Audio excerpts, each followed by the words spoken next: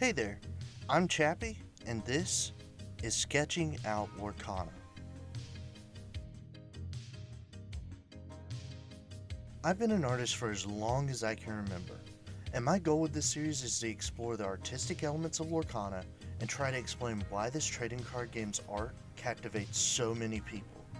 You may have seen the stray Twitter thread with a name just like this one. Well, you don't have to alert the authorities, that's just me.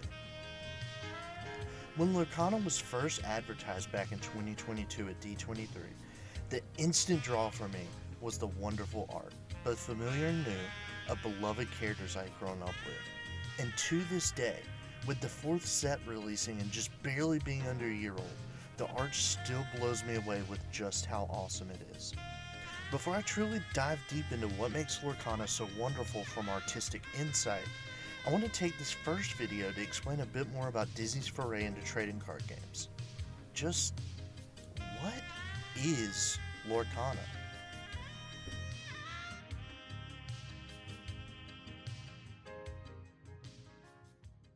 Let's start off with a super quick note. The name. Lorcana's not a real word, right? Well, it's a combo of two words. Lore, knowledge and wisdom written down or passed down generations by stories and books, and Arcana, mysteries involved with the studies of magic and the mystical. So, what word perfectly encapsulates the magic of stories we know and love? Lorcana fits the role perfectly. Disney's Lorcana is a trading card game where we the players take the role of Lumineers, people gifted with the ability to harness Lorcana's magical power source, ink. Illumineers use Lorcana's ink to craft different versions of characters from Disney Animation's ever-expanding canon to aid in the hunt for lore. We as Illumineers race each other toward questing out and gaining 20 lore with each game. The first Illumineer to reach that goal line of 20 lore wins the game. Along the way, Illumineers can challenge one another, use their ink to craft items or sing songs, and can even harbor themselves at locations to passively gain lore or recuperate.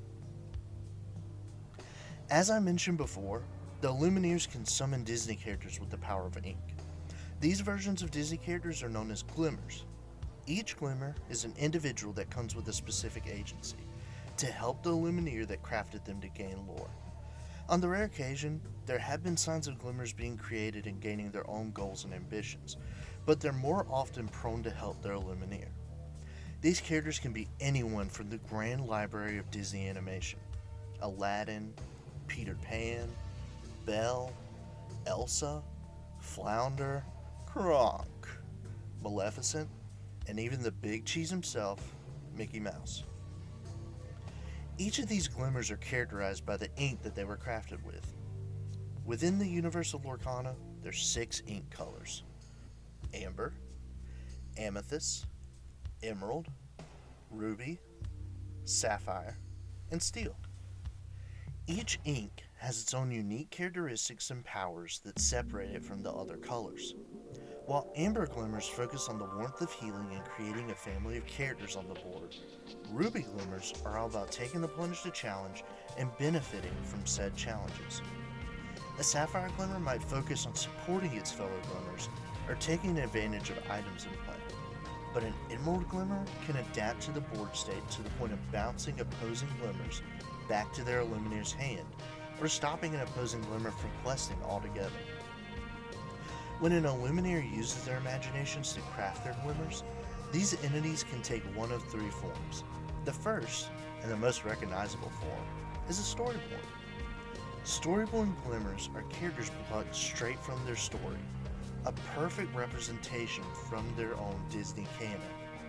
These are characters like Simba, the returned Lion King, or Ariel, the spectacular Little Mermaid. The second form is the wonderful Dreamborn. Dreamborn glimmers differ very little or immensely from their source material. This is the sunshine incarnate, represented by Rapunzel, or a version of Alice that has learned tea alchemy while in Wonderland. By far, the most unique form that a glimmer can take is that of a Floodborn. These forms are so integral and unique to Lorcana that these glimmers got an entire set just to dive deeper into their lore. These Floodborn glimmers where glimmers already formed, but they have encountered a flood of ink rushing through the inklands. Their forms can either change to grant them new powers, or help them call on familiar powers from their past. These are glimmers taking the form of Belle, the accomplished mystic that has taken a gamble and harnessed the power of Beast's mystical Rose, or Mickey Mouse, who manifests his iconically playful sorcerer powers to aid his illuminator. You might wonder where this all takes place. Well, the setting of Lorcana is called just that, Lorcana. At the center of Lorcana is a grand planet-like structure called the Great Illuminary. This wondrous planetoid acts as a library for the artifacts and stories of the Disney tales harbored within the realm of Lorcana. You'll find the Genie's Lamp, the Beast's mystical Rose, King Triton's Trident, and many more relics upkept and cared for by multitudes of magic brooms within the sacred Illuminary. This is where Illuminaries are summoned to gain their inkcasters and craft the glimmers that will aid their race for lore. The Great Illuminary hangs over a vast range of formations crafted from both many unique locations and those hailing from the Disney tales we all know and love. These formations of plains and mountains and oceans are known as the Inklands. These can take the form of locations we know and love, like I said before. Glimmers can rest in the majestic formation of Pride Rock, or they can snoop around Cruella de Vil's Cursed Manor. While at these places, it's possible that glimmers can passively find lore and add to their Illuminator's count. Not all locations grant the benefit, but those that don't make up for the loss. While not much more is known other than what we've been given by Ravensburger, or have had the odd flavor text here and there of cards allude to, we're still just under a year into the card game's life cycle at this point, and there's much more planned for the future. In the meantime, and along the way, my goal is to make my own quest into the artistic side of this blossoming trading card game and explore just what makes these awesome art pieces speak to our specific emotions, including my own. Are there any certain aspects that you want me to explore and talk about? Feel free to comment on this video and subscribe to see just what's coming your way on the drawing board. Until then, Illuminaires, never stop questing, and I'll see you real soon.